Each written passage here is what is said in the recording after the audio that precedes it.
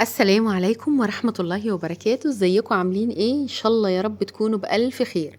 يوم جديد وفيديو جديد ان شاء الله النهاردة يعجبكم. فيديو بصوا بقى سهل وبسيط، السهل الممتنع يا جماعة. كلنا بلا استثناء ما بنحبش حاجة قد طواجن الخضار في الفرن. فالطواجن التورلي او زي ما بنسموه بقى خضار مشكل، اللي بتسميه طاجون، ايا كان المسمى اللي بتسميه، فهو بيندرج تحت الخضار الطعم قوي قوي اللي بنحطه في الفخارة.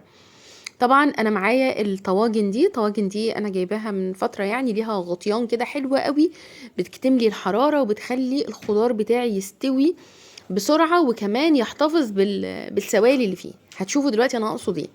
انا جبت هنا الفخار بتاعي وليه غطا هوريهولكوا دلوقتي. حطيت بقى، حطي عندك كل الخضار اللي انت عاوزاه. جيبي بقى عندك بسلة، جيبي كوسة، جيبي جزر، جيبي بصل كتير على قد ما تقدري.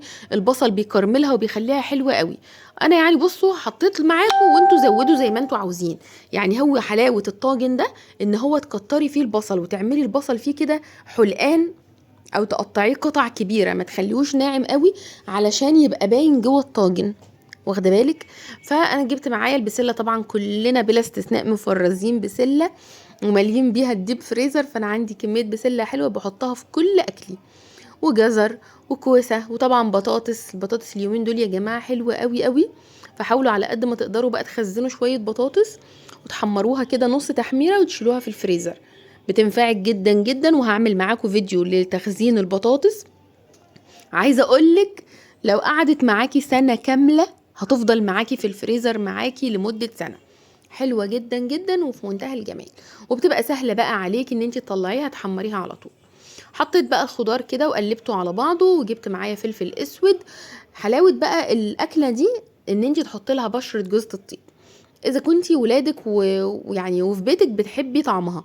بس هي فعلا اساسي الاكله دي، بلحة جوز الطيب تتبشر عليها. طيب، احنا دلوقتي عاملينها اقتصاديه بدون لحمه. طيب انت عشان تعمليها بلحمه بتبقى طبعا طعمها احلى واحلى. انا ما عملتهاش بلحمه لان انا حاطه اللحمه جوه الرز. يعني هعمل لكم فيديو برضو على الطواجن في اللحمه بالرز. بتبقى حلوه جدا جدا وخفيفه قوي، وتبقى طعمها حلو باللحمه العجالي او اللحمه البقري، الاتنين بيبقوا حلوين. وحلاوتها برضو كمان انها تكون مشطشطه. فانا ما عنديش قرن شطه بقى حراق، فروحت جايبه بقى الهريسه بتاعه الشطه دي، وخدت منها شويه حلوين. انا شايلاها عندي في الفريزر، بتقعد برضو معايا فتره بقى. ايه بصوا، ممكن تقعد عندك سنين مش هيجرى لها اي حاجه.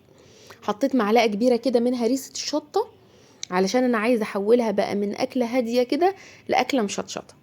ومعلقتين صلصة حلوين، تقدري برضو تقطعي عليها طماطم مكعبات كده وتستغني عن الصلصة، برضو هتبقى جميلة. انا حطيت معلقتين صلصة كده، الصلصة دي مركزة. صلصة العين دي تحفة يا جماعة، تحفة. بس نصيحة بقى مني ليكوا، لو انتي بتجيبيها ما تجيبيش العلبة الكبيرة دي، هاتي علبة صغيرة بصغيرة، لان هي بتقعد عندك فترة طويلة. فبتضطري ان انتي كل شوية تشيلي من على وش الصلصة كده ايه الشوية اللي انتي فاهماهم دول، اللي هم اللي مكان تعمل ريمة كده مكان المعلقة كده. فهاتي دايما الصلصة في عبوات صغيرة، او لو انت هتجيبي الكبيرة دي يبقى انت لازم ان انت تفضيها في عبوات صغيرة اصغر منها كده، وتشيليها في الفريزر او تشيليها في التلاجة. بس حطيت بقى كده شوية مية وقلبت كده الخضار بتاعي. بصوا الجمال، شكله تحفة يا بنات، تحفة تحفة تحفة. اصلا شكله هو ني كده تحفة، مش محتاجة اي حاجة تانية. طيب ممكن نعمل ايه كمان عليه؟ لو انا بقى مثلا عايزة اعمله برضو بطريقة تانية يعني، او يعني شكل تاني، ممكن احط له لحمة مفرومة. اللحمة المفرومة برضو بتحلي طعمه وبتخليه جميل. بصوا هنا بقى، تعالوا اتفرجوا لي بقى كده على الجمال اللي في الفرن. الطواجن، طبعا الرز ده انا هعمله لكم فيديو لوحده لانه فيه تريكات كده مش هينفع احطه لكم مع بعضه. هعمل لكم بقى الرز المعمر وجماله، بصوا في الفرن كده باللبن والقشطه، تحفه تحفه تحفه.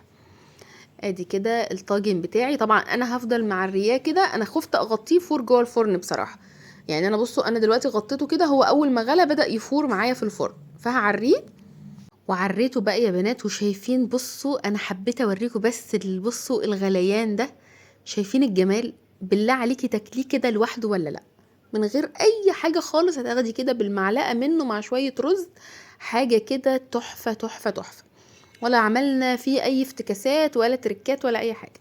ده الرز بقى انا كنت هنا بسيبه يتشرب بقى معايا، لان بصوا كان لسه ني، واللحمه برضو كانت لسه شويه، فسيبته كده بقى في الفرن لحد لما استوى كله. بصوا اللحمه كانت لسه، لا لسه نيه، مش، لا بصوا اهو.